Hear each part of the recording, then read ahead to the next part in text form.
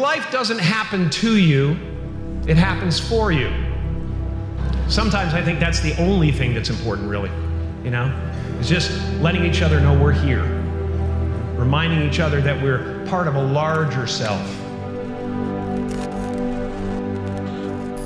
You are the vanguard of knowledge and consciousness, a new wave in a vast ocean of possibilities.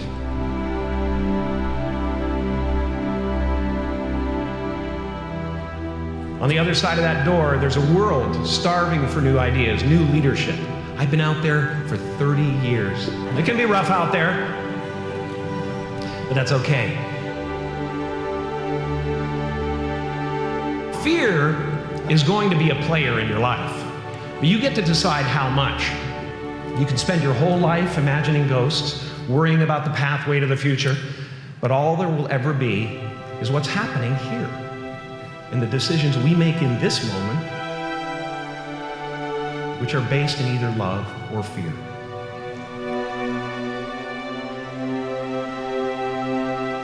So many of us choose our path out of fear disguised as practicality.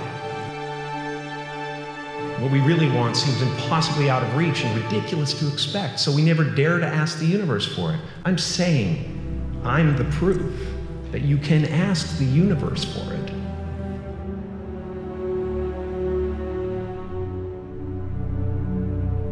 You can fail at what you don't want, so you might as well take a chance on doing what you love. I watched the effect of my father's love and humor and how it altered the world around me.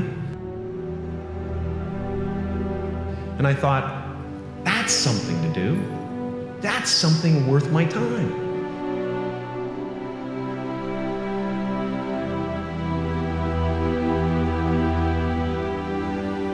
I realized one night in LA that the purpose of my life had always been to free people from concern.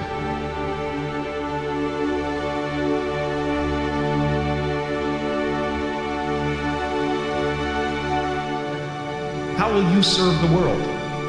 What do they need that your talent can provide? That's all you have to figure out.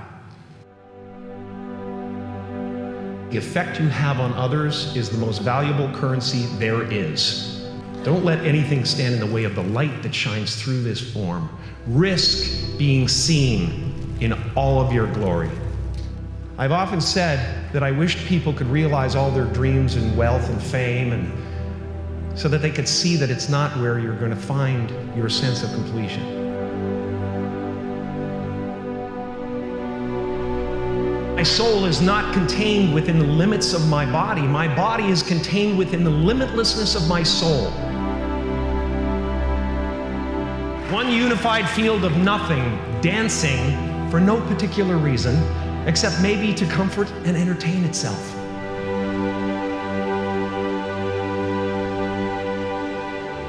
The imagination is always manufacturing scenarios, both good and bad, and the ego tries to keep you trapped in the multiplex of the mind.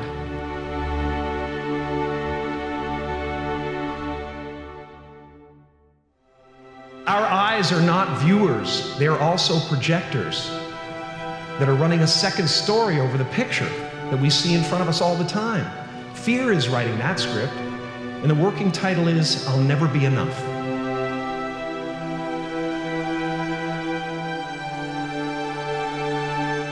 No matter what you gain, ego will not let you rest. It will tell you that you cannot stop until you've left an indelible mark on the earth, until you've achieved immortality. Relax and dream up a good life. It's just about letting the universe know what you want and working toward it while letting go of how it comes to pass.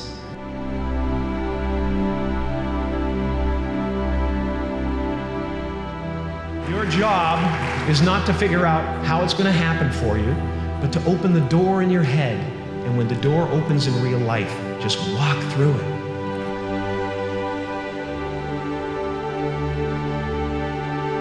And don't worry if you miss your cue, because there's always doors opening.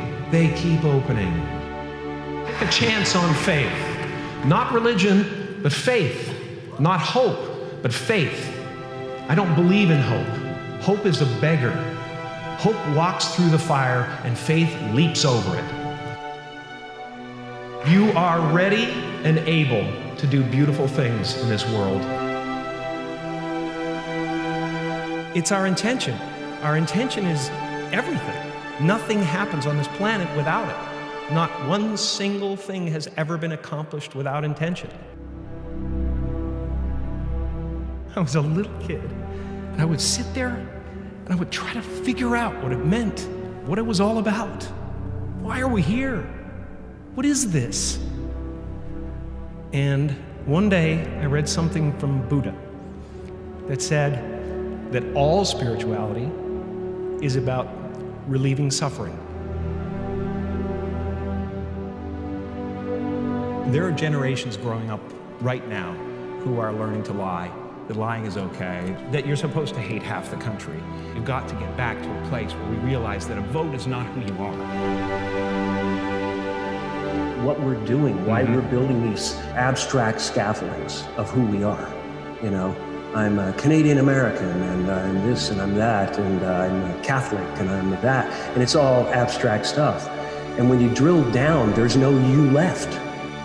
I really cherish that, and we are all one thing. Freedom comes in there only being one you, and it includes the table and the computer and the ocean and the trees. You try to breathe without them, you know, you can't. I was in my studio painting in New York one time. I took a walk for a couple of blocks and I found this wonderful little park where these guys were playing soccer. Watched these guys play soccer. I watched this guy chasing the ball. And I went, that's it. I was compelled by that guy who was so involved with getting the ball. All sports work, you know, all art works on the same level, and that is presence. Meisner, one of the tenets of his technique is that if you are actually interested in what you're doing, you'll be interesting to watch. And that's why we watch babies, because they discover things for the first time.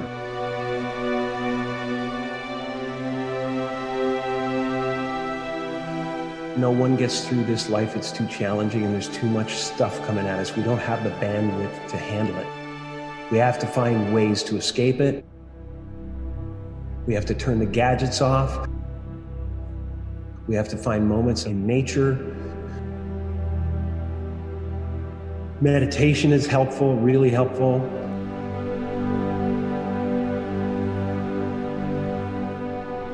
Anything that doesn't work out, I always think of as this is the way it was supposed to be. That's the way it was supposed to happen, because there's something bigger down the road.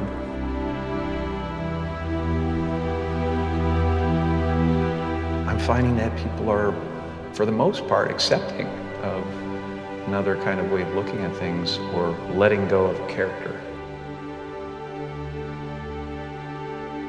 I do believe in manifestation and power of that kind of stuff, but I don't believe that any of it matters. You know, this mattering is, to me, a human construct, born out of a need. The same need as you have to have, you know, deities and things like that. I believe in an energy of God. Everything is divine.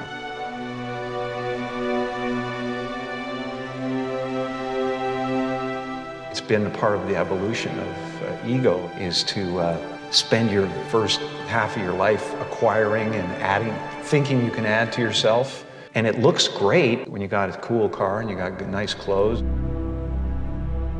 and you've done something that people admire, but it can never fulfill you. You can never be happy. You know what I mean? It's not where happiness comes from.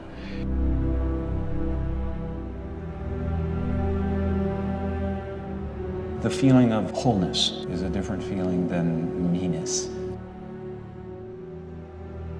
I don't exist. They're all characters that I played.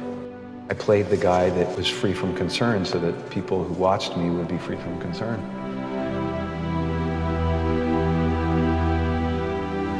I'm not trying to tell the people how to live their lives.